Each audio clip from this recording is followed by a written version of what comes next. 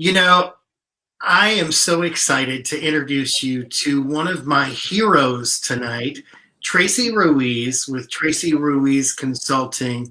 Traci is a person who I met. What, Traci? It's been like 2 years now, I think, right? A long time ago. I don't even remember when we first met, but it was a long time ago. Well, thank you for joining us tonight. And the reason that I wanted to have you on is because you really have touched my heart in these couple of years that I've known you. You have, you were a former police officer with the Lansing Police. You were a lieutenant, correct? Correct. With the Lansing Police Department. And you told me about some of the stories of people that you encountered, especially some of the elderly people that you encountered. And through that, after you left the police department, you started your own consultancy business, which we're going to talk about. But you also decided that you weren't going to leave those elderly people behind. So tell me your story, Traci. That is correct.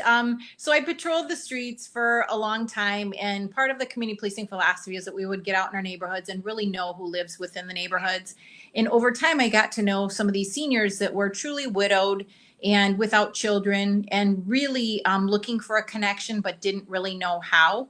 And they wanted to stay safe. Many of them want to remain living independently. So that was kind of a goal of mine when I was in patrol, is that I would go check on our senior citizens, make sure that they had medications, make sure they had food, and that they were safe to remain living independently.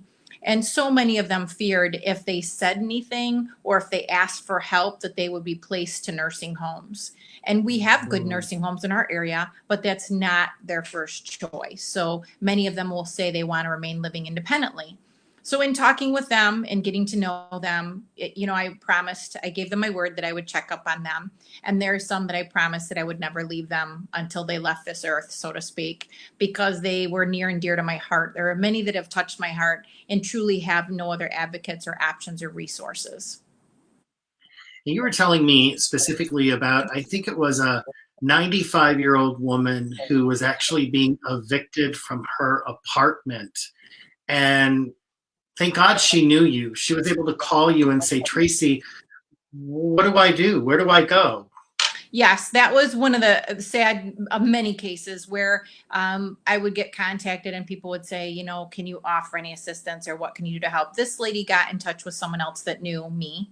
So through a third party, and she had put in a couple of complaints, lodged noise complaints on the neighbors at this apartment complex.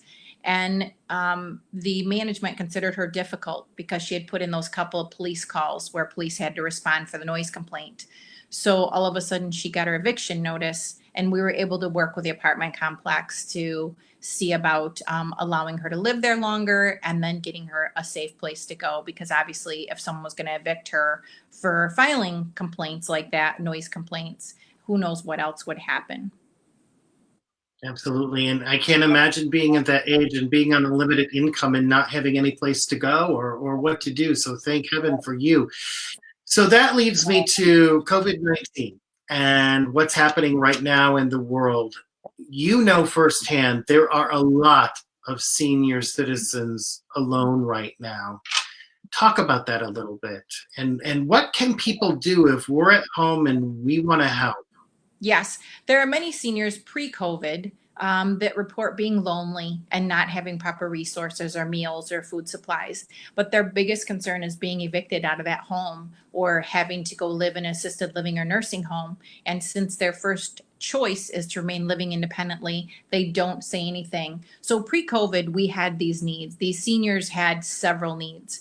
But what has happened with COVID is that a lot of people have shown acts of kindness. And so they're truly caring and they're asking how they can help and how they can be helpful. And that has really lifted some spirits because you have these seniors who are homebound that have always had the same needs, but now people are becoming more generous and saying, hey, how can we help?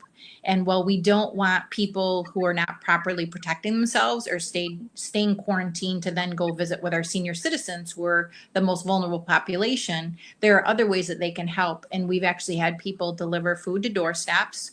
We've had phone calls. We've had window visits. I mean, any way that you can get creative in this time right now to raise spirits for people. It's the same for senior citizens. They want that contact and they truly need that contact.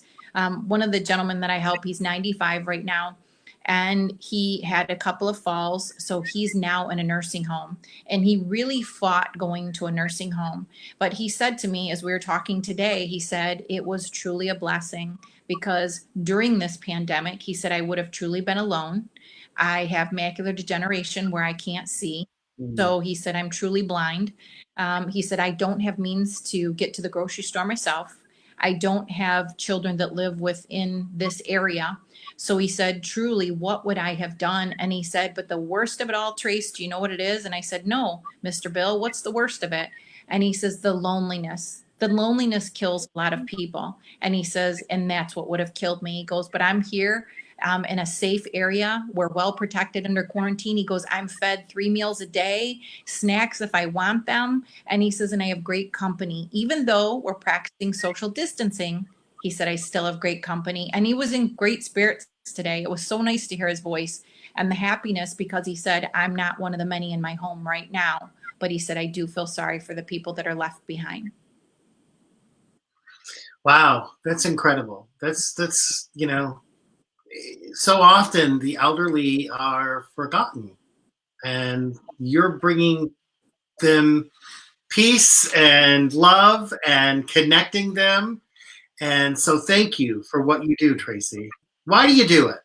Absolutely, Bob. I think we get as much out of giving as we do receiving. I've always said it's more fun to give. And another story I'll share with you, Miss Emily Horn was one of the best people we had in Lansing. When she passed away in 2017, a part of Lansing left with her because there's no one that knew Lansing statistics more than she did. And one of the things she taught me early on, it was neat. I would go visit her, and she ended up succumbing to cancer. But her first bout of cancer, she took care of her 100-year-old mother at home. And she was in literally at home taking care of her mother while she was battling cancer the first time around and just remained very humble. But one of the things she taught me long ago was acts of kindness and learning to remain patient. And if you truly listen to the elder population, they have so much to share, so much wisdom. And she would teach me about politics, the Lansing politics throughout the years. And we would get police calls, and I'd visit her and I'd say, Miss Emily, I got to come back. Give me a minute. I've got to go handle this 911 call. I'm not sure when I'll be back. And she'd say, it's okay. Come back whenever you can. So I'd return back to her house, and it'd be like 20 minutes. And I'd say, Miss Emily, I really should get going. I've got other parts of the neighborhood to patrol.